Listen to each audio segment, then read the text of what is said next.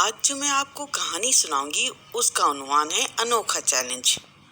چاچا چھکن کی سکھر شہر میں نوکری تھی، اس لیے 15 دن کے بعد جمعے کے دن گھر پر آتے تھے۔ نام تو ان کا اسلم تھا، لیکن شوخی اور شرارتوں کی وجہ سے ہم انہیں چاچا چھکن کہتے تھے۔ میں اور وسیم بھائی ان کے لاڈلے بھتیجے تھے۔ جب بھی آتے تھے ایک نیا گیم یا انوکھا چیلنج ایجاد کر کے لاتے تھے۔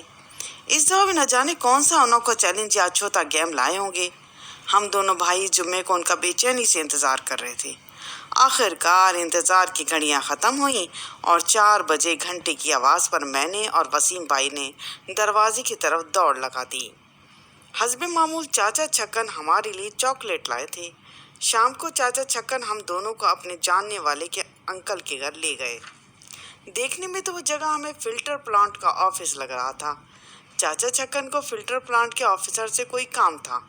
جب وہ فارغ ہوئے تو ہم نے یاد دلایا کہ ہمارا اس دفعہ کا گیم کہاں گیا، تو وہ ہمیں ایک کمرے میں لے گئے۔ اس کمرے میں سوائے ایک چھوٹی میز کے اور کچھ نہیں تھا، نہ ہی کوئی کھڑکی تھی، البتہ چھت پر ایک چھوٹا سا روشن دان تھا جس پر لوہے کی موٹی سلاخیں لگی ہوئی تھیں۔ ایک کمرے کا مضبوط دروازہ تھا۔ چاچا چھکن نے مجھے 10 منٹ دیے کہ 10 منٹ میں اس کمرے سے باہر نکل کر دکھانا ہے۔ یہ کہہ کر انہوں نے اپنی گھڑی میں الارم سیٹ کیا اور کمرے کا مضبوط دروازہ بند کر دیا۔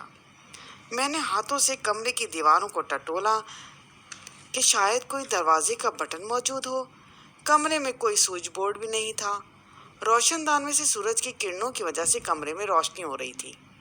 میں نے فرش کے ایک ایک ٹائلز کو جانچا کہ اپنی گھڑی میں دیکھا تو مجھے 5 منٹ ہو چکے تھے۔ اب میرے پاس صرف 5 منٹ باقی تھے۔ میں نے میز پر چڑھ کر روشن دان کو پکڑنے کی بہت کوشش کی، لیکن سب بے سود ثابت ہوئیں۔ پھر مجھے ایک آئیڈیا آیا۔ میں نے اپنی جیب سے پین نکالا اور ٹائر کو کھرچ کر باہر نکالنے کی کوشش کی۔